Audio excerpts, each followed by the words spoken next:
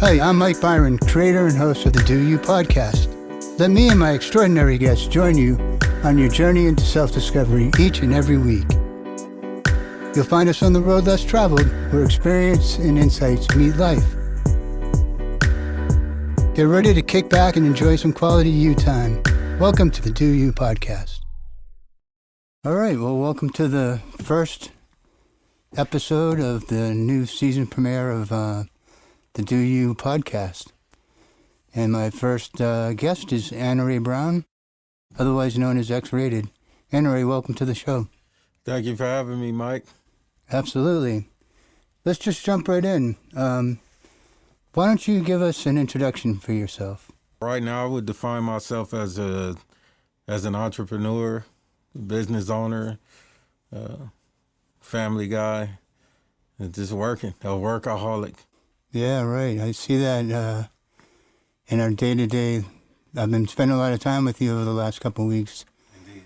And yeah, you're laser focused on what you're doing. Thank you. What's your earliest memory? Yeah, my earliest memories are just my mother. Almost everything I can remember early, I spent a lot of time with my mother, and so she's the earliest memory I have is my mom. Let's talk about your mom for a second. Was she a big influence on your life? I mean, it sounds like you spent quite a bit of time with her. Single parenting is a big challenge, you know, so what did you learn from her? My mom has autobiographical photographic memory, and she has all these processes she uses with information. So she taught me a lot about processes, and started very early with vocabulary. The first word she ever taught us was perpendicular, and she left it on a Post-it note on the mirror. She went to work, but the rule was I had to be able to spell it and define it by the time she got home from work if I wanted to be able to do whatever else through the course of the night, run around or whatever. And so that was the type of stuff she would do. She just had a very strong sense, urge to consume information. Dictionaries, encyclopedias, the atlas, there was always some of that in the house. And I just remember being able to rely on that later in my life when I started doing stuff that required communication and organization. She had prepared me very well for that. We were talking before the show, and you said that you've read the Bible, the Quran, the Book of Satan. You've kind of taken the whole gambit from left to right, I guess. Yeah, I mean, I operate under the philosophy that you can't say you disbelieve something you don't know. So I wanted to know that I didn't believe what I didn't believe, and I wanted to know that I believed what I did believe. And so I went and read it and studied and got into languages and took a trip. Who else besides your mom? Like, who are some of the creative influences in your life? How did you get turned on to rap? My mom. Yeah, that music, it wasn't just rap. My mom turned us on to music. My grandmother, there was always music in the house. And so, like, earliest memories, one of them, it was a ritual every weekend where I remember Sunday mornings, all the windows in the house open. I didn't care what the weather was. The windows were open, the music was blasting, and it was just this process of cleaning the house that everybody participated in. But the thing about it was that the music drove it. The rhythm of it was driven by the music. So it kind of was like a celebratory thing. And it ended with, you know, you have a meal and we clean that up and we go about our day.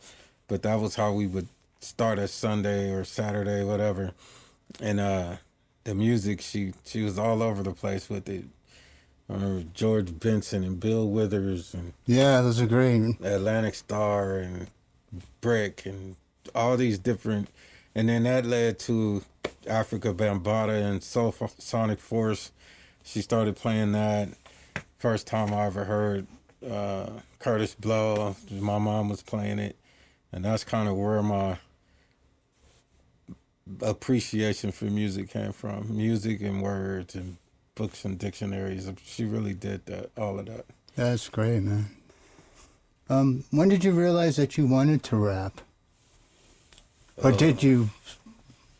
How did it come about? Was it a realization, or was it just like a process, or how did it happen? For me, it's culturally. Things are different now, where people who aren't organic to the culture are very much in the culture of hip hop culture, not just rap, but it's a lifestyle. It's a certain kind of. It encompasses a lot of things. Fashion. It's a way of life, hip hop, and for me, it wasn't something I had to try to do. That was what our lives were. It was music. It was art. It was fashion, clothing. All that stuff was very relevant to how we lived our daily lives. So for me, even just rapping was something we did for fun, freestyling. You know, once I got into the point where I was collecting music and looking for stuff myself, hunting stuff down, my friends and I, there's always somebody who could sing, somebody who could rap, somebody who danced, or a bunch of them, crews. That was normal. And that was normal for me in elementary school, junior high school in Sacramento. That was true for me in high school in Waco, Texas. I did a little junior high in high school in Waco, Texas. I did some junior high and high school in Pritchard, Alabama, in Mobile, where my father's from. And so this was just very much a part of the culture. And so for me, when I couldn't say I started rapping, but professional pursuit, there's a start date on that. And how I started believing I was good at it, or that I could be good at it. Everybody needs some self-affirmation, to really pursue and continue their dream. Everybody kind of wants to be validated. Who did that for you? Early on, I think I validated myself, really. I really wasn't making music for somebody else to like it. It was for fun. We were having fun. That was what we did. But these tapes, they call them mixtapes. So I made some mixtapes with a friend of mine named Percy Hunter. He went to school with me. And he had all the equipment because that was how his mother and father kept him home. They gave him all the stuff he needed to make his music because they figured out that he would do it for hours. While everybody else was hanging out in the neighborhood, he'd be in his room making music. And I was always writing raps wherever I was and memorizing them or writing them in my head and remembering them. And so we were like peanut butter and jelly. So we were really making music at Percy's house just because we could. And it was fun and it was better than standing outside cold. So we go to his house and work on music till 2 or 3 in the morning. And those got out into the streets and people started saying they didn't know it was me. People who knew me that didn't know those were my songs would be like, man, this guy XRaided is really good. And sometimes I would tell them, sometimes I wouldn't, but that started happening where there weren't pictures with the tapes. So nobody really knew it was me for a while. Right. Till they started figuring it out, and then it's like, oh shit, I know him. Where did the XRaided name come from? So we were freestyling at school one day, and it was just a line I said that was incredibly vulgar, and I referred to myself as XRaided in that line. I actually do remember it all too, but everybody just started calling me XRaided after that, like that's cool. Because of a line in a song in a verse that became popular in my region. People just were like referred to me as that, even though I wasn't. It was just, it just took a life of its own, really. Yeah, your girl calls me XRaided when I'm ABCDE, and then people's like XRaided. Talk about, we talk about in business about brand authenticity and stuff like that. And how did you find at any point in time that people were defining XRaided on their own without your Did it get away from you at all ever? How did you maintain your brand? Because it was bigger than you, you know?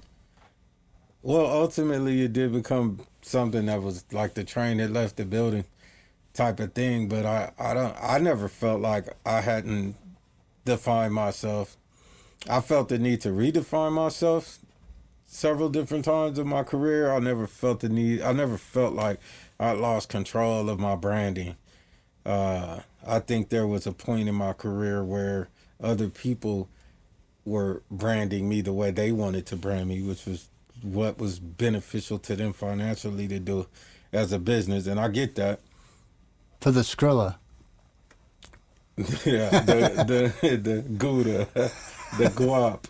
Yeah. And so there were people who made decisions like that without regard for my life or whatever, but ultimately it was a money decision.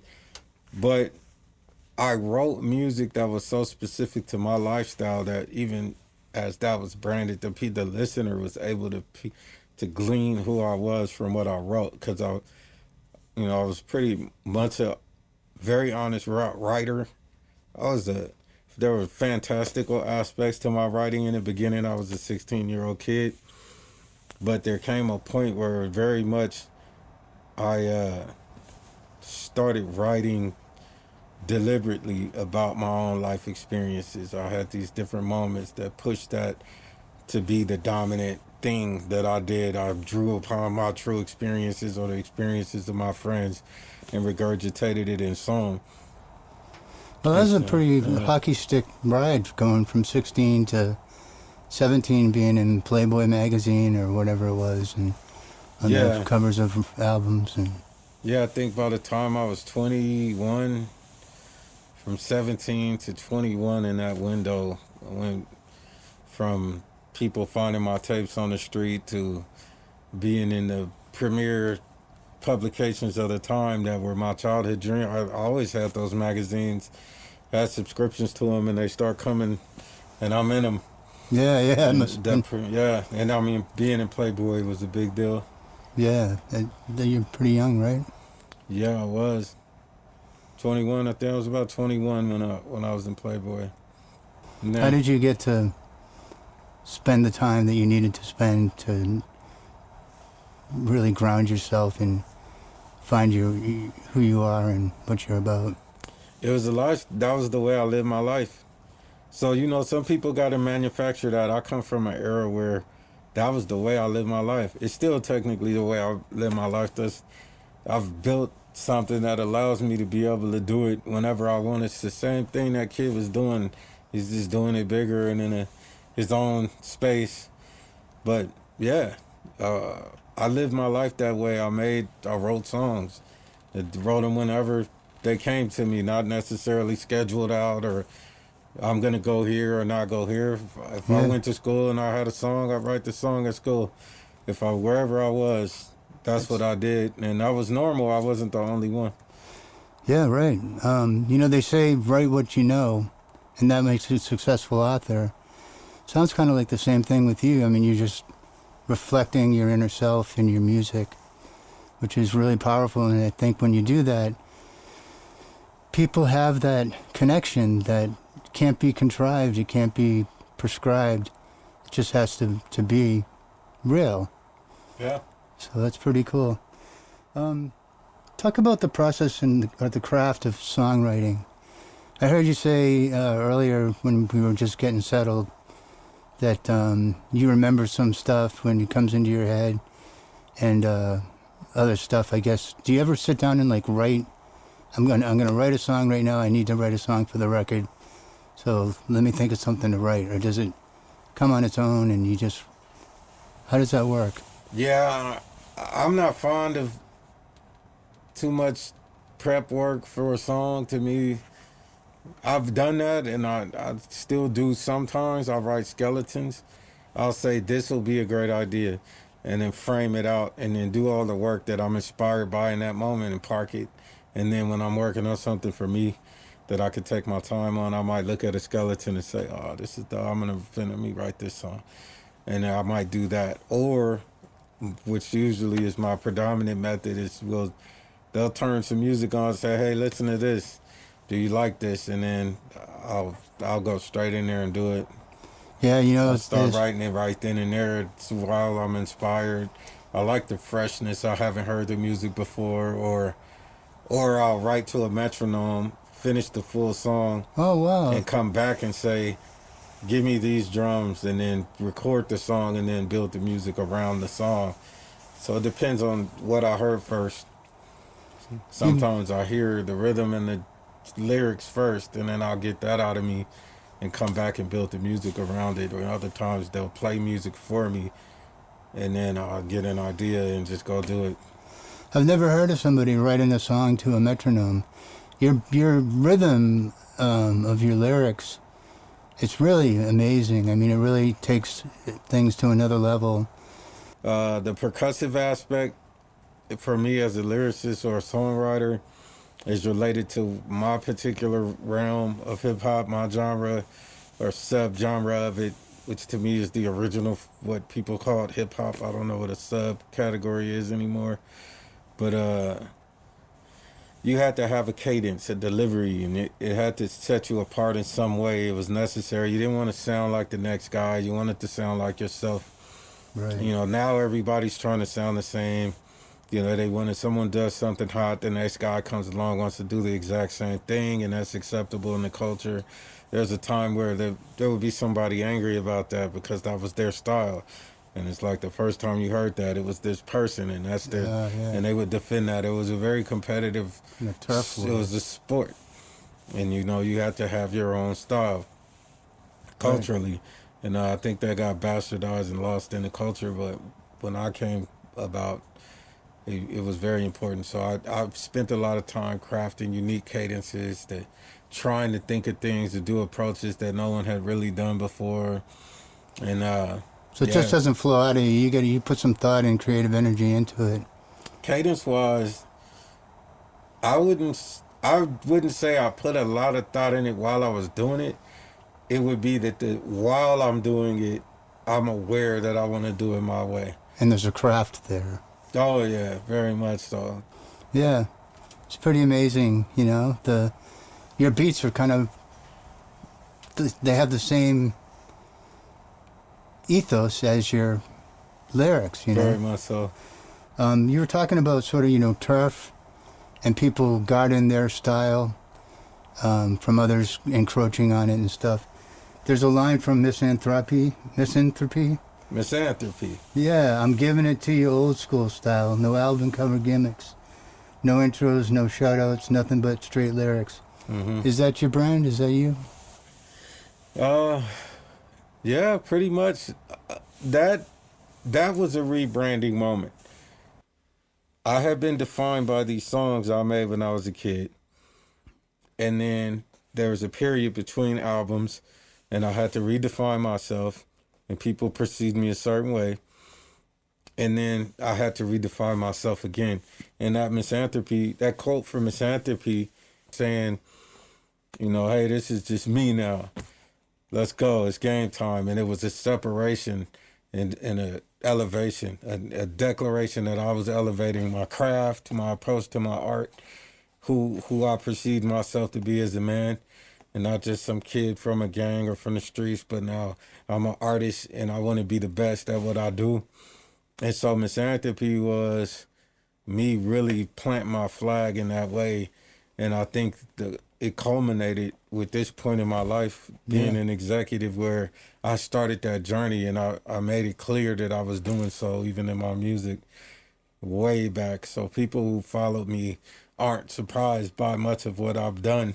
That's all California Dreaming sort of story, is your story of evolution and putting your foot down and saying, I think one of the lines is, I don't need nobody trying to tell me what I'm thinking. That's off of the same song, I think. Misanthropy. Yeah. I don't need him trying to tell me what I'm thinking. The ghetto was built on quicksand and it's sinking. It's going down.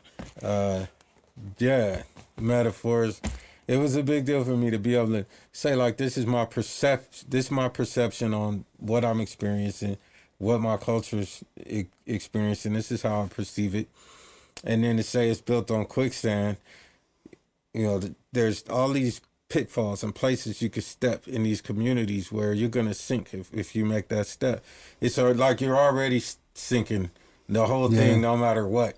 Just being in it, you're sinking already, and you got to get the hell out of that. And the harder you try to get out of quicksand, the more you sink. You need other people to come on, and that's people like you and people like mentors and role models are important in kids' lives.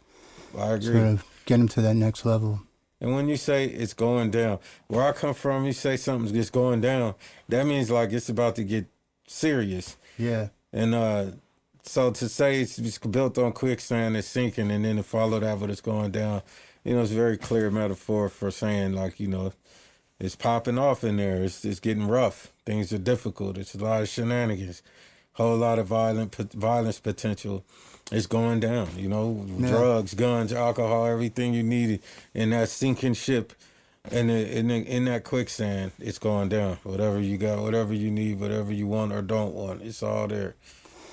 And a lot of that comes back to who you surround yourself with. And you had a crew that you were running with back in the day, and I think the crew you have today is a little bit different than that. Why don't you describe a little bit about who you surround yourself with today? Talk about your crew a little bit. I just think, for me, I'm not a big proponent of I don't think when I say who I surrounded myself with in the beginning, I think the decision making wasn't so good. But in terms of who it was, a lot of those people are still in some way or another involved in my life. Some of them are family members that'll never go away. So what it was is like, if it's built on quicksand and it's going down in there, then these people, I'm only surrounded by stuff stuck in the quicksand with me. So I was surrounded by what was in my environment, which, I didn't choose my environment. I was born in it. It was what it was, but that's my community to this day. And I am a product of what my community can become. So I like to make sure that I'm always standing on firm ground and being pro my community, because I'm one of them. And so I'm still surrounded by people who came from that experience, but they elevated themselves as well. I helped with that. They helped me with that. And, we all come from some form of the quicksand. And so it's not so much that I've changed where I pick my fruit from and what surrounds me, but more so the decision making of the people and how they've exhibited with consistency that they're going to make the right decisions in certain circumstances, all circumstances possible. And that's why we're together. We trust each other. Yeah. And so. My dad used to say, don't let your friends pick you, you pick your friends. Yeah. I come from a place where that wasn't always possible, because you come from a certain street. That's your street, period. Right. And those are your friends. Yeah. And those are people who care. And when you at the state fair and you look around, that's who you hope you see. You hope you see some of them, because it was dangerous to a trip to the mall was dangerous where I came from. I want to go buy a pair of shoes.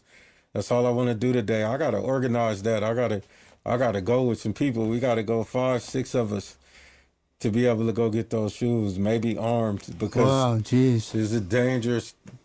It's the quicksand. It was dangerous. It still is dangerous. So, my biggest danger going to the mall was getting hopped up on sugar too much.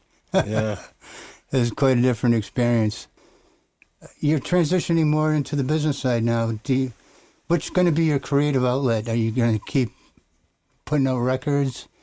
Are there other ways that you're learning to express yourself that you're going to take on and try out, or what? How does that work?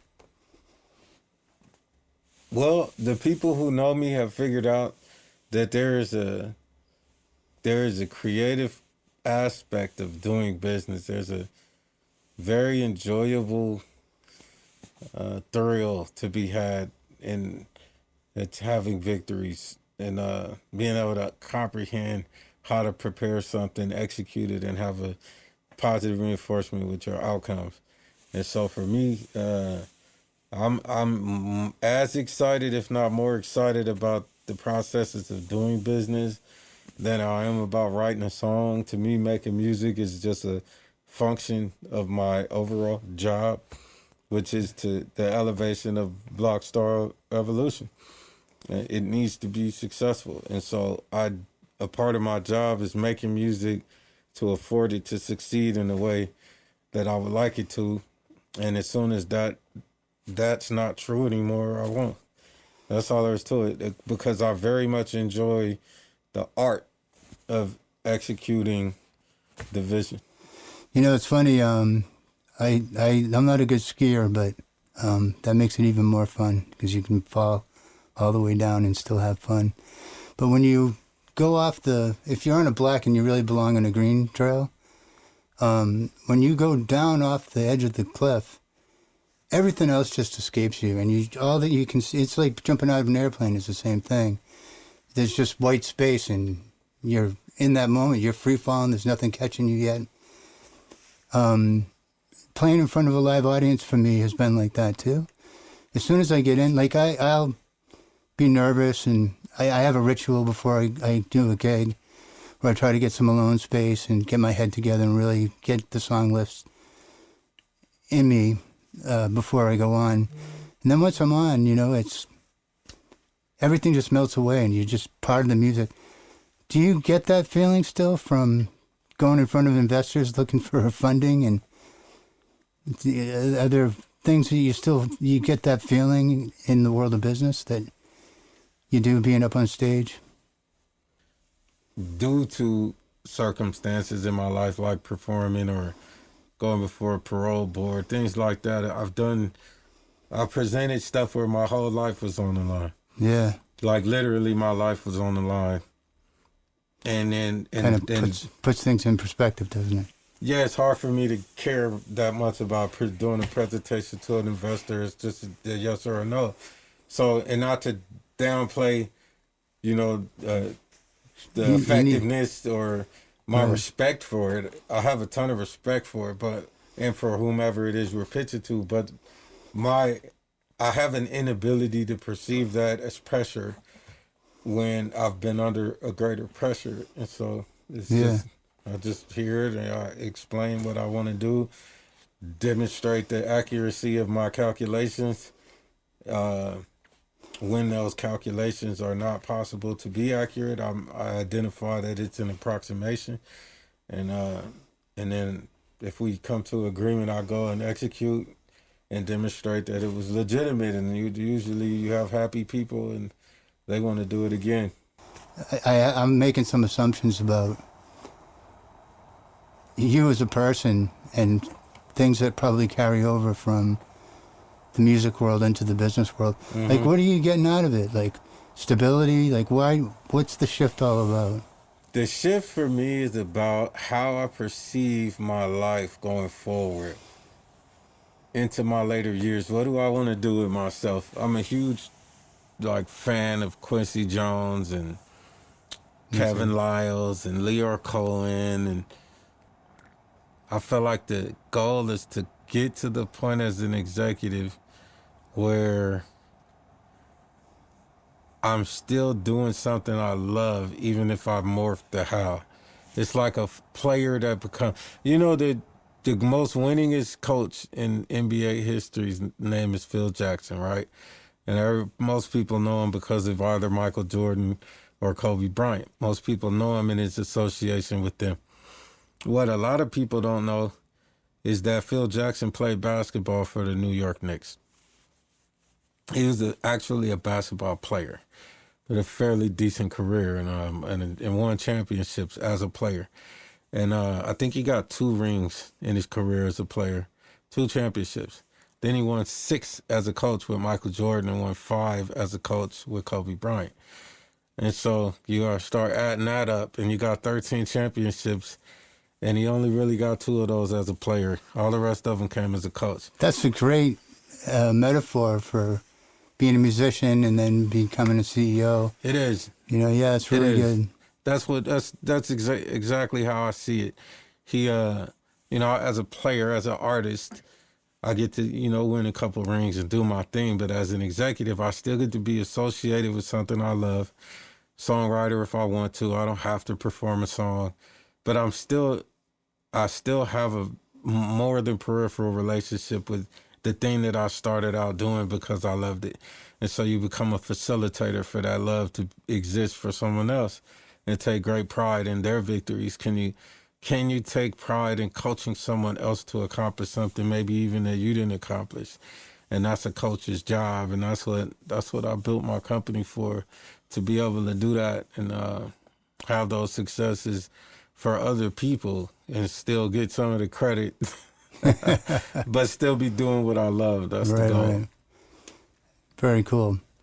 My dad, it was a basketball coach in high school, and then coached Division III college basketball later in life. And I was talking to him last Christmas, and I was like, what's it like being a coach versus a teacher? And he's like, you're a teacher during practice.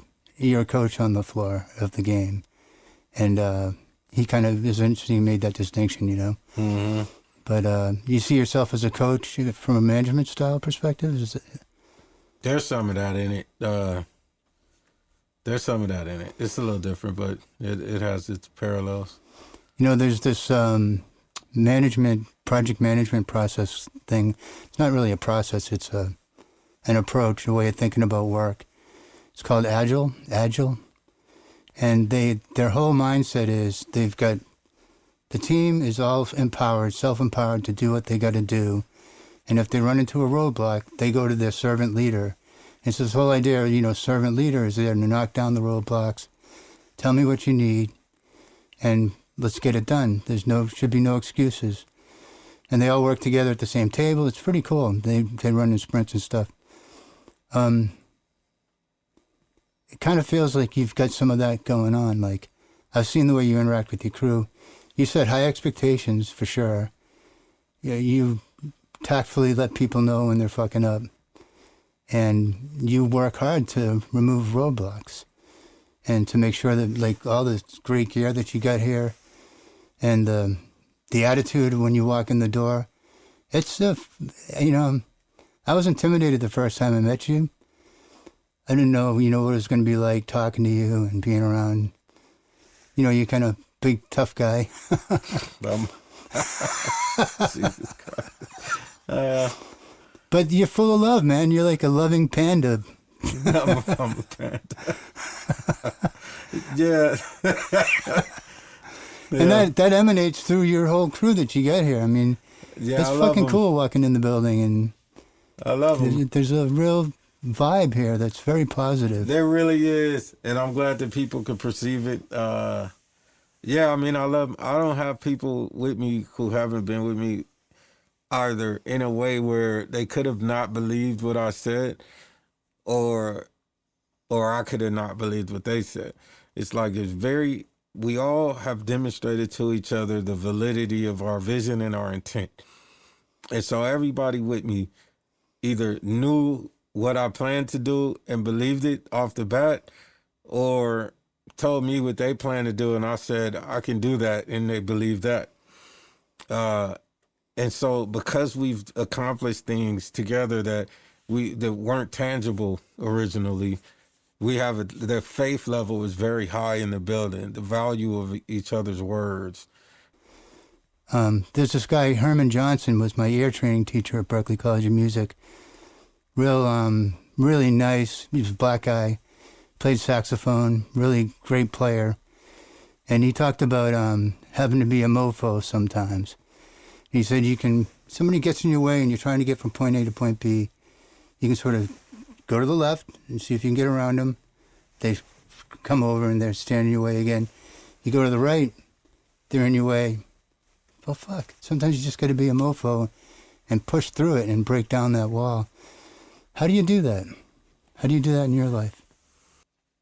I do not have a sense of incapability or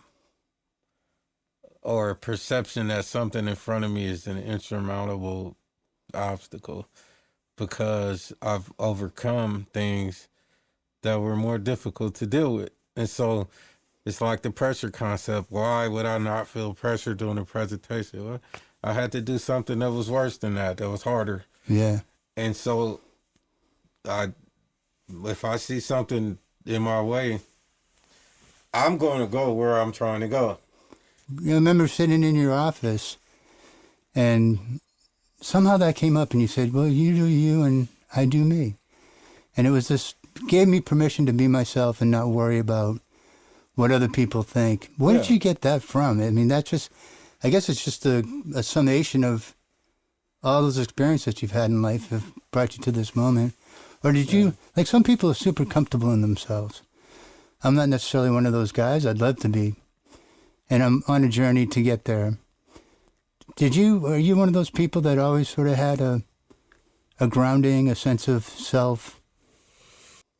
Never really been, never had limits put on what I believe was supposed to believe was possible. And a lot of that you do you, I do me thing comes from, there's almost like a sensitivity training aspect to it where everybody's not going to be the same. And I feel like I personally advocate for people need to be given permission to just be themselves. It's okay. And in my circumstances, I encounter people who are not sure what I want from them, but also want me to want them around. That's the validation piece there. Yeah, so I may have a person not being their authentic self because they don't know what I think is cool. Right. And so I get a lot, and then I think that's not cool. So I say, hey man, relax, just do you. It's just a thing. Like, do you're good. And you'll see this sense of like, all right, like just chill. And they'll relax and I'll do what I'm doing, and then you get this authentic whatever it is that they everybody's got something. So it's like whatever that something is in that person, it'll come out eventually after that at some point, because now they can. They feel like I can just tell you, hey man, I sing a little. Like, all right, that's what this last hour of fucking jumping jacks has been about. Like, you wanted me to know that. Right. And now that I know it, like, okay, let me hear it. Let's go. What you got? Yeah, and that's how I am. Put up or shut up. Yeah, because if they got it, I can't deny it. It's like, wow, that's very good. What's next? What you doing? How are you doing it? Whether it's with me or on their own, how can I help? You really got it. And I think there's an obligation to help people fulfill their goals.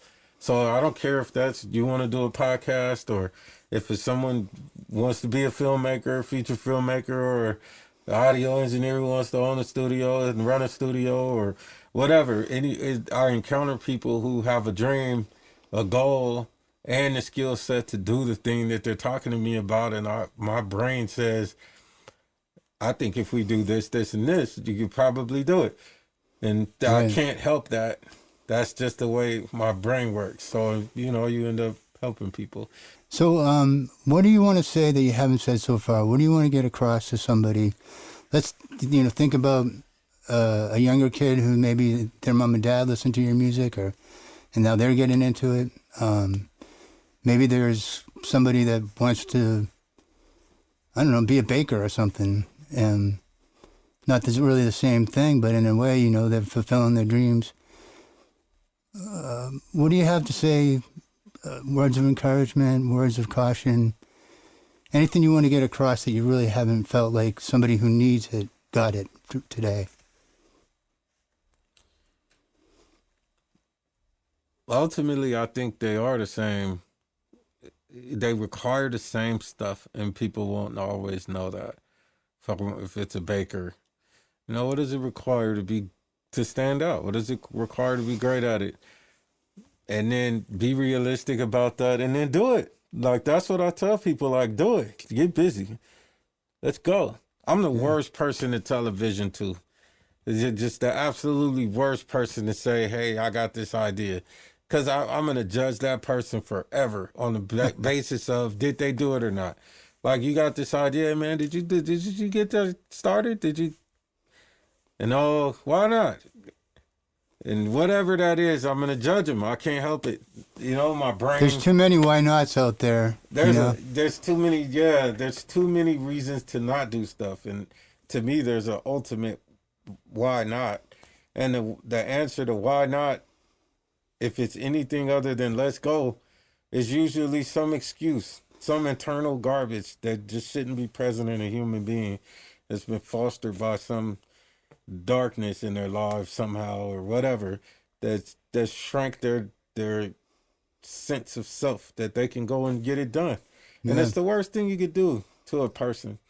Anybody that spent time with kids, you become hyper aware that everybody's still got that kid in them, you know, and that kid that somebody just didn't encourage their ideas or their sense of ability and confidence, and then that inner kid is in this bigger body still afraid to go do stuff. Yeah. I feel like that kid didn't get treated right. So there's a part of me that's like, you know what, fuck that, man. You want to, let's go. Because somebody should have done that for me here and there, you know. And I had my set of encouragement, but a lot of it was encouragement towards stuff that would prevent me from excelling at things that I really should have been doing, where my talents were really located at within myself. And so I like to be the person who could have told me a lot of stuff and knowing that no one did. And I'd like to be there for other people at this point, because it's selflessness. So now I'm going to spring my most favorite question on you. It's not really a question, it's more of a request. It's a challenge. How about busting out some rap about what we just talked about today? You think you can do that? Freestyle for me? I'm sure I could, but the likelihood is not high. I do my freestyle stuff in the session, in the booth sometimes, but I'm not the hugest fan of it. I like pay-style flows. People gotta pay me to rap. That's the truth. And I would tell somebody else that too. I get paid to rap, or I don't rap. We're ready for you, man. We got the booth set up. Yeah, I bet we do. No, I'm just fucking with you. Yeah. I get paid to rap. That's the honest to God truth. And if I'm not being paid to rap, I'm going to get paid to do something else, but I'm getting paid my time. And I think everybody should view it like that. Get paid for your time, for your efforts, your products, your podcast, whatever it is. Let's get paid. Let's be happy with money. And that's the day you want some encouragement for your people. Get your bag. Get your bag. Get your bag, man. If you got skills, make them pay you for it. Get your bag, player. Nice. Straight up. Anerae, it's been great talking to you, man. I really can't thank you enough for kicking off this new podcast series, the Do You podcast. Do You. And I'll see you around the halls. Absolutely. I'm a huge fan of yours. I view your tenacity, your determination, your intelligence. I view all those things as I'll keep going. I got a bunch more, actually, legitimate ones too. But I have that perspective, that perception of you, and I like to emulate that. You've taught me a lot as well. In our personal friendship, people may not know that we actually are very close. And so, you know, I'm just a huge fan. Me too, man. Yeah. I'm a fan of yours too. All right, so thanks for hanging with us and listening to today's podcast. Hang in there, because there's more content coming along the way. And don't miss it. Subscribe. Thank you for joining the Do You podcast. And thanks to our special guest for joining us today. Not done doing you? Well, I'm your host, Mike Byron. Until next time, buckle up, keep your hands on the wheel, and remember to do you.